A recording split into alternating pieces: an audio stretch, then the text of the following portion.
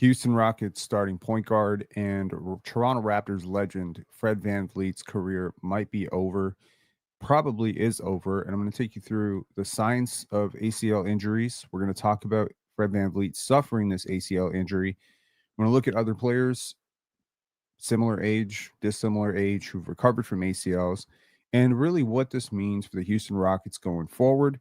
Obviously, Fred VanVleet just signed a 2-year deal with the Houston Rockets. The Rockets are in a precarious situation because, for my money, they were the second best team in the Western Conference this year. They just added Kevin Durant. Kevin Durant is really at the tail end of his serviceable years as a star. They have a strong incentive to go and try to win now. And Fred VanVleet is a 6-foot guard who has so athleticism, who is 31 years old. This is probably it. And behind him, you have Reed Sheppard, you have Amen Thompson, but none of them are going to be able to successfully replicate what Fred VanVleet does.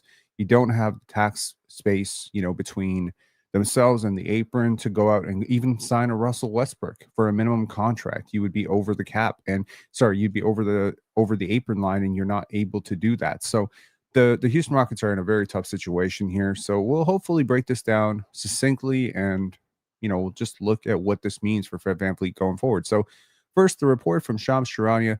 Houston Rockets star point guard Fred VanVleet has suffered a torn ACL and could miss the entirety of the 2025-26 season, sources told ESPN. He suffered the injury at a recent offseason workout. This was at the Houston Rockets minicamp. VanVleet, a one-time All-Star and former NBA champion with the Toronto Raptors, has helped spearhead the Rockets' turnaround from lottery team to playoff contender in his 2 seasons with Houston.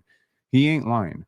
The Houston Rockets are 11-11 in games played without Fred VanVleet. With him, however, and granted, there are other players that should be factored into this, they are a team that wins 2 games for every game they lose. Losing him right now is monumental because they have nobody who can do what he does. He just signed a 2-year, $50 million extension with the Rockets in June, with the deal including a player option for 2026, 2027, and cheat sheet, he's picking that one up. An immediate fit after signing a 3-year deal with the team in the summer of 2023, leaving the Raptors. VanVleet helped Houston improve from 22 wins to 41 wins in his first year. The Rockets then won 52 games last season and nabbed the number 2 seed in the Western Conference, ending a 4-year postseason drought. He's averaged 14 points last year, his fewest points since the 18-19 season, but averaged 18.7 points per game in the playoffs. And Fred was amazing in the playoffs for sure, especially those last 3 games. This now places the focus at point guard on Reed Sheppard and Aaron Holiday, as well as franchises ascending to a stalwart, Amen Thompson, barring a trade. Houston cannot fail their one open roster spot with a free agent because they are $1.25 million below the first apron, according to Bobby Marks. Okay, the rest of this is filler. The point is, Fred VanVleet is in big trouble, and the Houston Rockets are in even bigger trouble. So let's just turn our focus away from Fred VanVleet to what is an ACL. And what does the ACL injury dictate, and what does it mean? Now, I want to caution this by saying I'm not a doctor and I don't play one on the internet. I don't pretend to have the deepest insight into ACL injuries, and I'm assuming most of you don't either. So we're going to read this out together so that we can understand the injury that OG Anunoby went through in Indiana, the injury that Jamal Murray went through, and potentially have a better understanding of ACL injuries going forward. This is a little bit scientific, but we're going to look at it from a pretty accessible lens. The anterior cruciate ligament, or the ACL, is one of the 2 major intra-articular ligaments of the knee. Think deep inside, and the primary ligament of the knee that helps to stabilize and prevent the leg from falling forward. Additionally, the ACL protects the knee against varus and valgus stress when the knee is in full extension. The ACL is comprised of 2 different bundles: the anteromedial bundle that tightens in flexion, and the posterolateral bundle, which tightens in full extension. So the greatest amount of tension on the ACL is when the knee is flexed 30 degrees. So basically, from your thigh to your calf, to your ankle, there is obviously your ACL and I believe your PCL, and they keep everything stable. And this is very crucial for basketball. I want to take you through a little bit of a history of ACL injuries. And this is, again, a couple of years ago. So this is, all the players in the NBA who suffered ACLs during the last 10 years between 2022 and 2012, which is fairly, recent. And this is their time of recovery and how soon they came back and how old they were when they got injured. So, in terms of games where it missed, obviously, Derrick Rose. This was right after his MVP season. And quite frankly, it derailed his entire career. Now, I think Rose was a very specific example. One, he was very young. He was 23 years old when it happened. And I apologize if it's not big enough for y'all. Let me just make this big for a second, and then I'll make myself small, and then you can see the entire list here. So the list includes Ricky Rubio, and these are NBA injuries. So this is not including OG Anunoby's injury that he sustained in Indiana, where he recovered faster than almost anyone I can remember, and he was perfectly fine. But you can tell even OG, he's kind of like a little bit different with how he moves since that injury. But Ricky Rubio, Derrick Rose, Baron Davis, Brandon Rush, Josh Howard, Rajon Rondo, Lou Williams, Leandro Barbosa, Danilo Gallinari, Nate Robinson, JJ Hickson, Jabari Parker, Kendall Marshall, Dante Exum, Jarrett Jack, Chris Anderson, Zach LaVine, Jabari Parker. So that's Jabari. And Brandon Knight, Kristaps Porzingis, DeJounte Murray, DeMarcus Cousins. This is pretty much ended his career as well. Jeremy Lamb, Jonathan Isaac, Spencer Dinwiddie, Markelle Fultz, Jamal Murray, Thomas Bryant, Dario Saric. Okay, so that's the group. Okay, and we have a little bit of evidence to suggest that this is not necessarily as career ending as it once was, but I'm gonna put that as it depends. Okay, so the three most important things for ACL injuries, for me at least: one, the size of the athlete; two, the age of the athlete; and three, the inherent athleticism of the athlete to begin with. Okay, because this is going to compromise, this is going to change your life. Okay, it doesn't necessarily need to be, you don't need to have a surgery on it. Sometimes it's just, something that's going to have to heal, but it's going to change the way you move for a little bit. And it's going to definitely change how much explosion you have, how much stability you have. And there's obviously the chance for recurrence. So if you've just filtered this for the players who had like pretty good results coming back from this, sure, Ricky Rubio is one. He missed 36 games, 9 months, but he was 22. And Ricky Rubio was a little bit twitchier before that injury.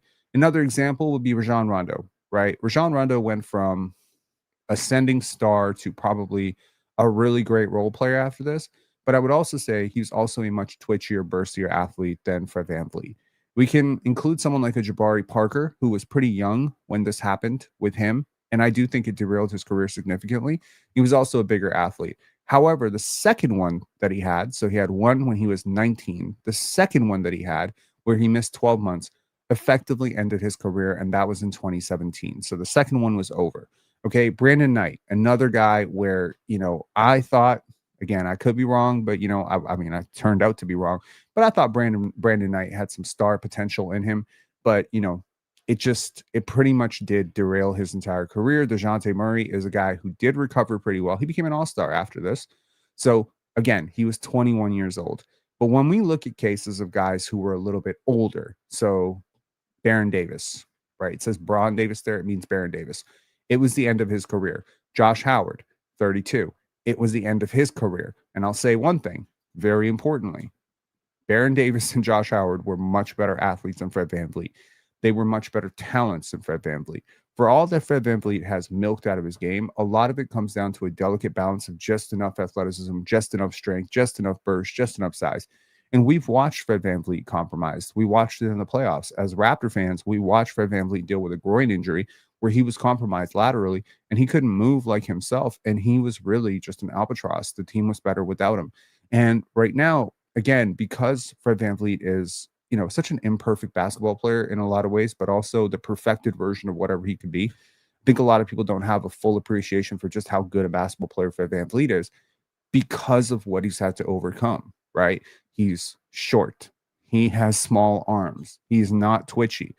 95% of what Fred VanVleet can do on the basketball court comes down to really three things: his shooting ability, his intelligence, and his strength.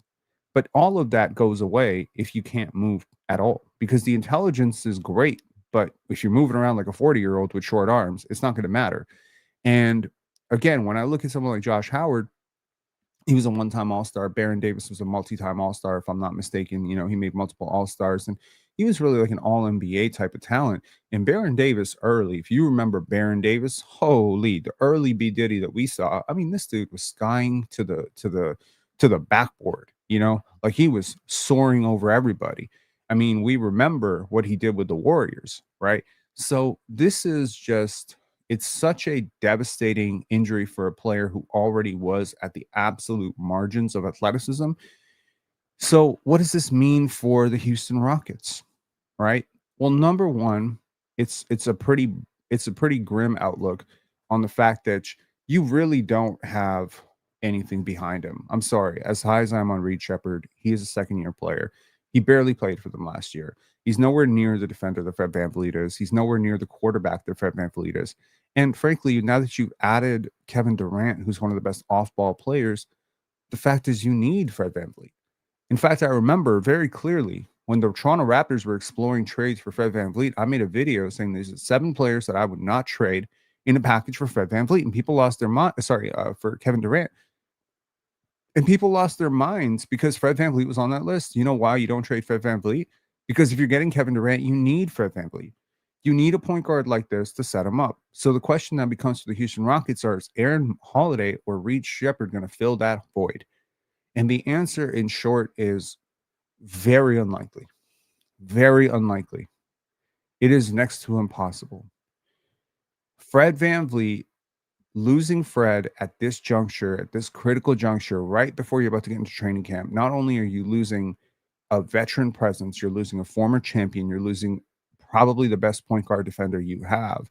You're also losing that bit of heady creation. You have invested so much money in these non-shooting defensive guards. You've invested so much money in an off-ball superstar in Kevin Durant. You've invested all of this money into roll cut bigs who need a solid pick and roll partner with them. Guys like Steven Adams, guys like Clint Capella, guys like Alperen Sengun. And frankly, all of those guys really desperately need Fred VanVleet. They need him because he is a master of the pick and roll. He is wonderful in this action precisely because he can do everything in the action. He can shoot from the mid-range, he can shoot from 3, and he can read defenses.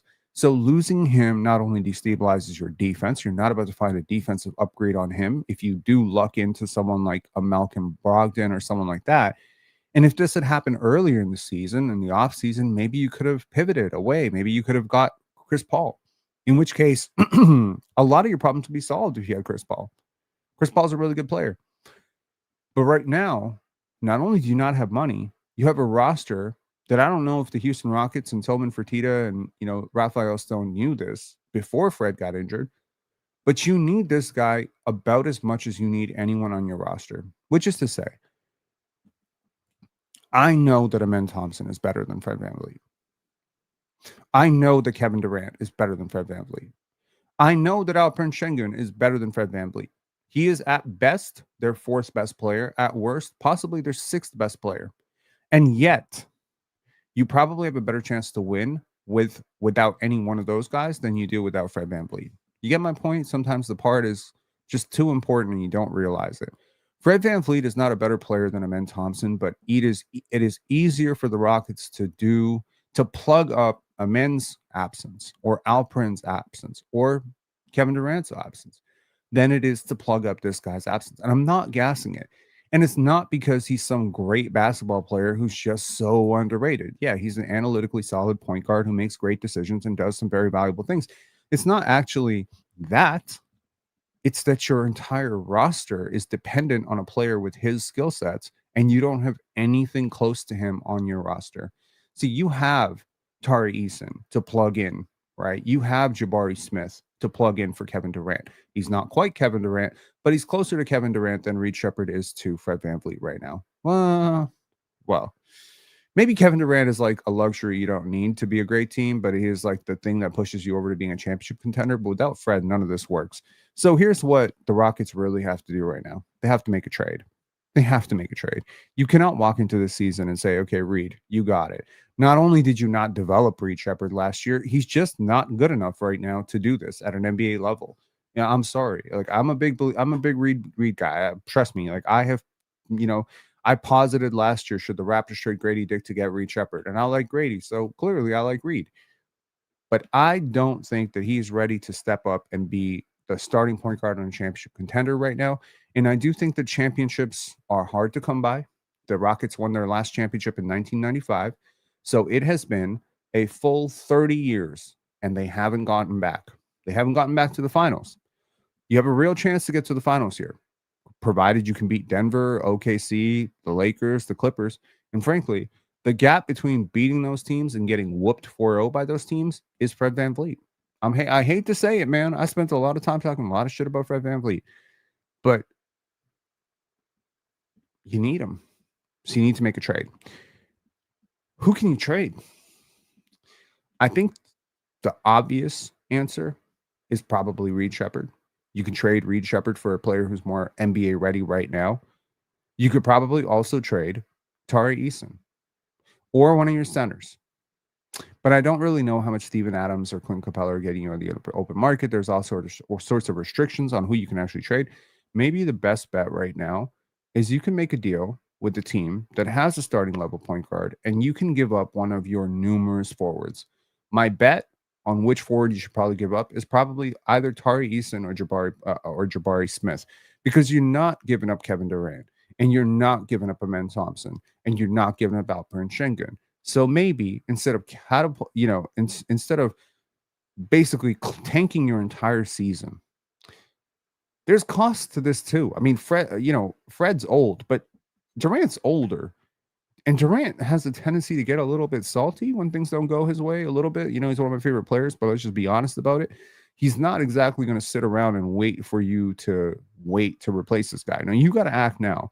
So I wonder if there is a point guard who makes less than $30 million out there that can be potentially traded for a player like Jabari Smith. That would probably be the deal that I would do. I would be proactive about it. I wouldn't let myself become, I wouldn't let this roll into the season, and I'll tell you why. Because the Western Conference is so freaking competitive right now. It's so competitive that I was looking at the over-unders yesterday. The Dallas Mavericks with Cooper Flag, Anthony Davis, and all this talent, their over-under is 38.5. The San Antonio Spurs with Victor Wembanyama, Carter Bryant, Dylan Harper, all these dudes, De'Aaron Fox, their over-under is 39.5. 39.5. The Spurs and the Raptors, the two teams I intend to cover this year, both have the exact same over-under, 39.5. The difference is one of them plays in the West and one of them plays in the East. And if the Spurs played in the East, they probably have an over-under of 52. That's the gap. But that opportunity goes away if you start the season 0-6. The Western Conference is so stacked this year, so stacked, that teams expected to miss the playoffs could probably compete for home court in the Eastern Conference. So if you start out 1-7, in most years, 1-7 is like, okay, we got to pull ourselves up by the bootstraps and we got to get some shit together. That's a usual season. But this season, if you start 1-7, this whole thing is over. It's over before it even starts. The party's over. So that's going to be a really, really tough thing, and it's going to be really hard. In terms of Fred VanVleet's legacy, man, look, I watched this guy from the G League, the Raptors 905. I watched him become a sixth man on an NBA champion. I watched him shoot blanks against Philadelphia. I watched him have a child, become this incredible underdog story for the Toronto Raptors. I watched the fan base love him, and then I watched the fan base kind of hate him. And I was a big part of that, fan base hating this guy. And then I watched him get paid. And now you kind of get to the crux of this, which is this might be at least partially why I didn't want to pay him. I don't like undersized guards. This is a big thing with me, man. And it's funny because I'm an undersized guard myself. And I have a thing about undersized guards where just if you don't have, because here's the thing.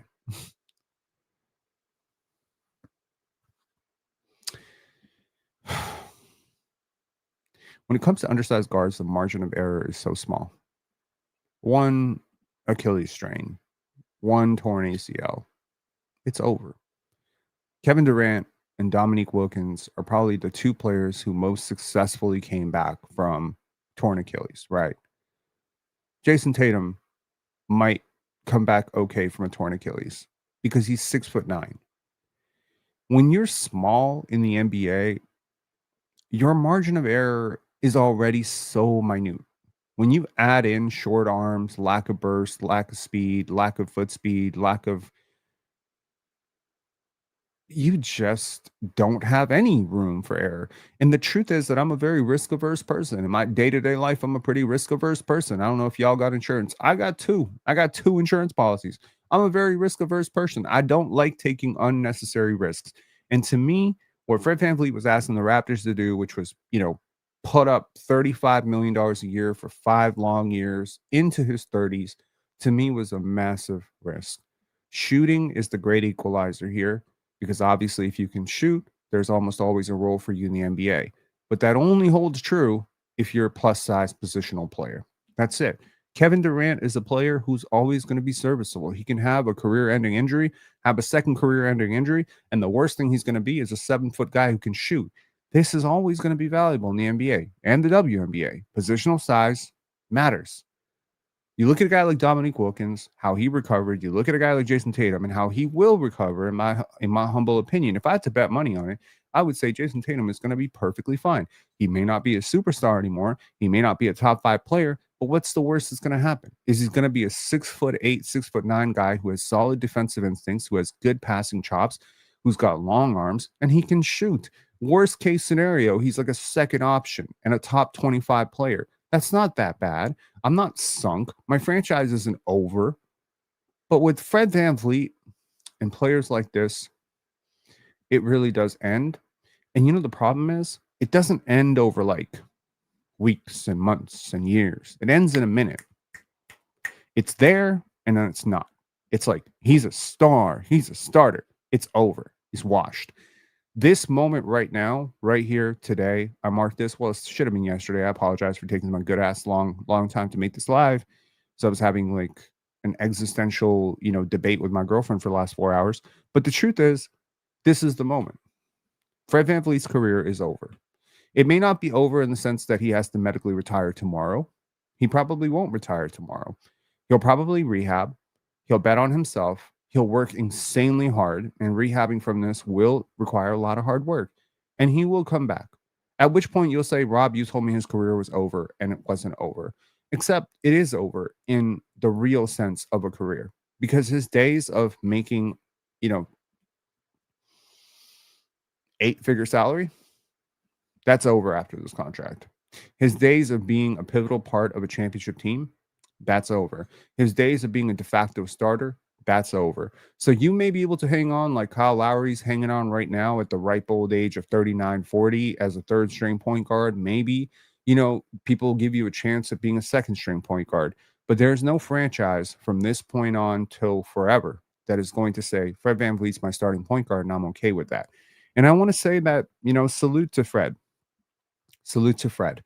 When he was drafted out of Wichita State, if you told me right the next 10 years of Fred VanVleet's career, I couldn't have dreamt that it would ever be as good as it became. I would never dream in my wildest dreams that he'd make as much money as he made, but he did it. And he did it by being himself and by working insanely hard and being really great at basketball. I've learned a lot about myself by covering Fred VanVleet, learned a lot about basketball and what works and what doesn't. But the history of basketball has told me one thing.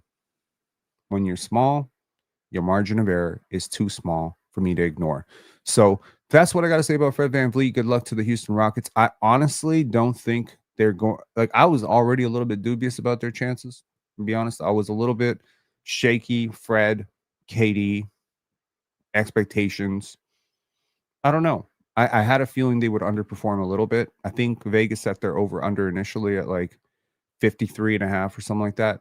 I was like, they're probably going to hit the under on that. And in the playoffs, we'll see. I think a lot of what happens with them comes down to, will Amen Thompson take that sort of superstar leap that some people are expecting to? That would be crazy. But right now, they are basically on the clock. They got to make a trade. And if they don't make that trade, this season is going to be over really quick. All right. I'll talk to y'all later. Enjoy. Thank you to all our members and subscribers. Craig Lincoln, I highlighted this one. Has the Beautiful Game pod dropped yet? It's just kind of embarrassing to admit, but I lost my login information for that podcast. So I've been searching for it for like the last day. I can't figure out what email I signed up with it. And so I just have to dig through it. But yes, that stuff will start next week is media day. Monday is media day for the Raptors and the Spurs. I would like to do both. I would like to cover both. It is also a bit of a interesting thing that YouTube is now doing where you're able to what is it, like collab with other channels. So I'm trying to figure out how to create content for that channel that could be multi-purpose for this channel, like a top 25 under 25 list in which both Scotty and Wemby are on, something like that. So we'll see. We'll see. But for sure, it's happening. I apologize to everyone who's been patiently waiting for the first episode of that. Oh Lord, are you saying this as news or are you saying this as wishful thinking? If you're exploring first of all, this just can't happen right now because they're under I'm assuming this is wishful thinking. It can't happen under the current salary structure because they're $1.25 million away from the apron. Also, Ben Simmons, Russell Westbrook, it sounds like these are great options, but they're really not. You might as well just run Amen Thompson. Like, it's just doesn't make sense. Yeah. Anyways, yes, Spurs podcast coming soon. I apologize for the delay. I did say it was going to be like late August, and then I just didn't do it. I apologize, but YouTube offered this membership incentive, and I just wanted to chase it as hard as I could, and then I lost my freaking login information. So I'm gonna figure out the login information over the next couple of days. We're gonna get some Spurs content out there. I have a trailer locked and ready to go, so looking forward to it. And a couple of Spurs players checked in with me about this, so that was pretty cool too. Like that's really dope. I'm actually really excited. Like there's a lot of people in San Antonio who are excited about me doing this, and I was just like, I'm surprised anyone in San Antonio even knows who I am. That's pretty cool. All right, I'm gonna talk to y'all later. Enjoy. Have a great night, and good luck to Fred VanVleet, and good luck to the Houston Rockets. Pulling for y'all, man. Peace.